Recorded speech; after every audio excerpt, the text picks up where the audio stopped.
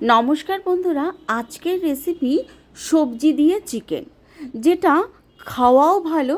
আর যে সমস্ত বাচ্চারা সবজি খেতে চায় না, বড়রাও অনেকে সবজি খেতে চায় না, তাদের এভাবে একবার চিকেনটা বানিয়ে দিও।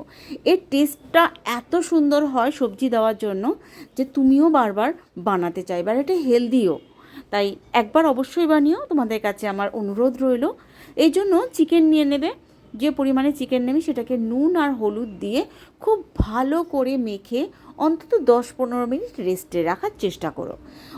আধা ঘন্টা রাখলে ভালো হয়, যদি তুমি 10-15 মিনিটও রাখো তাহলেও চলবে, কিন্তু একটু রেস্টে রেখো, তাহলে কিন্তু টেস্টটা অনেকটা ভালো হয় আর চিকেনটাও তাড়াতাড়ি রান্না হয়ে যায়। এবারে এগুলোকে ভালো করে মাখিয়ে সাইডে করে রাখছি। হ্যাঁ, অনেক সবজি কাটতে হবে, সেই সবজিগুলোকে আগের থেকে কেটে রেখো। আমি যেটা আগে থেকে কেটে রেখেছি, এবার আমি আগে থেকে জাস্ট কেটে রেখেছি, তোমাদের দেখাচ্ছি এখন।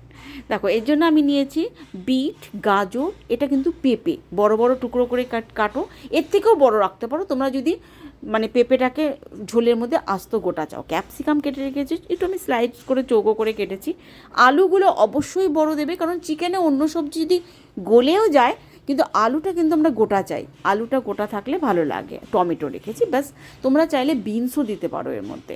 আর পেঁয়াজ কুচিয়ে রেখেছি, একটা বড় সাইজের পেঁয়াজকে কুচিয়ে করে রেখেছি, কাঁচা লঙ্কা আর রসুন। আদা আমার বাটাই থাকে, তাই জন্য আদাটা আমি আলাদা করে বাটিনি। এবার পেঁয়াজটা কিন্তু বেশি নিইনি, কেন বলো তো? ঝোলটা থকথকে হবে না, একটু পাতলা হবে, সেটা কিন্তু খেতে ভালো লাগে। রসুন আর লঙ্কা আমি পেস্ট করে রাখছি, এই যে পেস্ট হয়ে গেল। এবার তেলের মধ্যে দেখো, তেল বেশি নিইনি কিন্তু, সেটার মধ্যে আমি জিরে আর গরম মশলা ফোড়ন দিয়েছি। এবার কিছুক্ষণ ভাজবো, গরম মশলার যে গন্ধটা আছে সেটা বেরোবার পরই পেঁয়াজ কুচিটা দিয়ে দেবো। পেঁয়াজটাকে কিন্তু লাল করে ভাজতে হবে না, যেই একটু হালকা গোলাপি গোলাপি হয়ে যাবে তখনই আলুটা দিয়ে দেবে।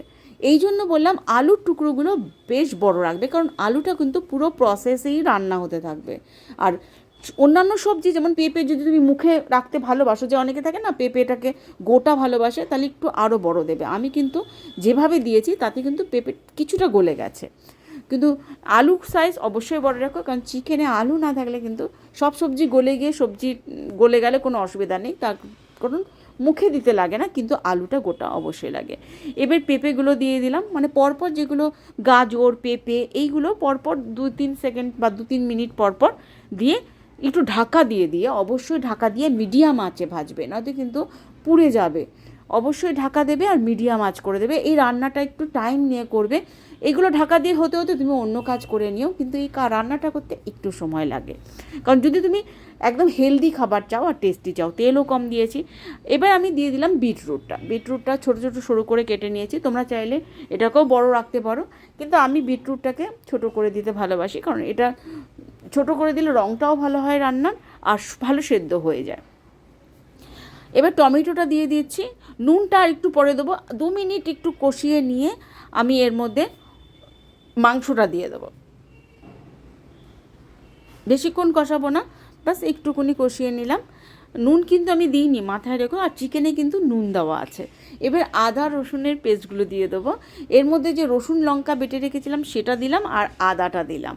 আদা তো বাটাই থাকে, রসুনের পেস্টটা একটু বেশি দিও, রসুনের গন্ধটা ভালো লাগে এখানে, কারণ আমি পাতলা করে ঝোল করবো, আর এত রকমের সবজি যখন পড়ছে একটু টেস্ট হওয়া খুব জরুরি। এবার রসুন দিয়ে এবার নুনটা দিয়ে দেবো, নুনটা দিয়ে অল্প হালকা করে আঁচ কমিয়ে দিয়ে ঢাকা দিয়ে দিয়ে আমি সবজিগুলোকে সেদ্ধ করতে টাইম দেবো। সবসময় মনে রাখবে এটাতে আঁচ মিডিয়াম টু লো করে দেবে, লো করে দিয়ে ঢাকা দিয়ে দেবে। এবার সুন্দর দেখবে প্রত্যেকটা সবজি সেদ্ধ হয়ে যাবে, কিন্তু এতটুকু পুড়বেও না। দেখো, আমি জল দিইনি, তোমাদের যদি মনে হয় একটু জল দিতে হবে অল্প একটু জল দিয়ে নিও, কিন্তু ঢাকা দিয়ে করলে জল দেওয়ার দরকার পড়ে না। এবার আমি চিকেনটা দিয়ে দিলাম, চিকেনটা দিয়ে এবার কিছুক্ষণ কষতে হবে। সেটা তো সবাই জানি, চিকেন না কষা যতক্ষণ না ঠিকভাবে মাংসের সাথে কষে না যাচ্ছে ততক্ষণ আমাদের সময় দিতে হবে। আর এখানেও ঢাকনাটা দিয়ে দেবে কিছুক্ষণ নাড়িয়ে মিশিয়ে দেওয়ার পরে। ঢাকনা দিয়ে দেবে দেবে চিকেন খুব ভালো করে কিছুক্ষণের মধ্যেই সেদ্ধ হয়ে যাবে। দেখো, চিকেনটা আমার সেদ্ধ হয়ে জলও ছেড়ে দিয়েছে, ভালো 60% সেদ্ধ কিন্তু আমার হয়ে গেছে। সমস্ত সবজি দেওয়া হয়েছে, শুধু ক্যাপসিকাম বাকি আছে। হ্যাঁ, এবার আমি জিরের গুঁড়োটা দিয়ে দিলাম। জিরের গুঁড়ো আমাদের এখানে গুঁড়ো মশলার মধ্যে জিরের গুঁড়োই শুধু গেছে আর হলুদ গেছে, বাস। আর আমি কোনো রকম কিন্তু লাল লঙ্কার গুঁড়ো আমি কিন্তু দিইনি। ঠিক জল গরম বসিয়ে দেবে, এই সময় জলটা গরম করে নেবে আলাদা করে। গরম জল না দিলে কিন্তু এই রান্নাটা অতটা স্বাদ হয় না। আমার মনে হয় গরম জল দিলে রান্না তাড়াতাড়িও হয় আর স্বাদও হয়। ঠিক তার আগের মুহূর্তে আমি ক্যাপসিকামটা দিয়েছিলাম, তারপরে এই গরম জলটা একটু বেশি পরিমাণে দিয়ে দেবে, মানে ভালো পরিমাণে দেবে, প্রত্যেকটা সবজি ভালো করে সেদ্ধ হয়ে যায় এবং চিকেনও দিয়ে বেশ কিছুক্ষণ টাইম দেবে। কিছুক্ষণ টাইম দিলে দেখবে ফুটে উঠবে। ফুটে উঠলে যদি দেখো সব সেদ্ধ হয়ে গেছে আর ঝোলটা একটু পাতলা, আমার তো ভালো লাগে। আর গরম মশলা দিইনি আমি এখানে, গোলমরিচের গুঁড়ো দিয়ে নামিয়েছি, যেটা খুব দরকার। আর যেহেতু সবজি দিয়েছি, হালকা একটু চিনি দিও, চিনি দিলে কোনো মিষ্টি হয় না। আর গোলমরিচের গুঁড়োটা লাস্টে দিয়ে অবশ্যই নামাবে। দেখবে এটা এত টেস্টি আর এত আলাদা খেতে না, ইউনিক একটা টেস্টি রেসিপি চিকেনের। অবশ্যই বানিও, কারণ একরকম চিকেন খেতে কিন্তু আমার ভালো লাগে না। কেমন লাগলো ভিডিওটা, বানানোর অনুরোধ রইল। ধন্যবাদ।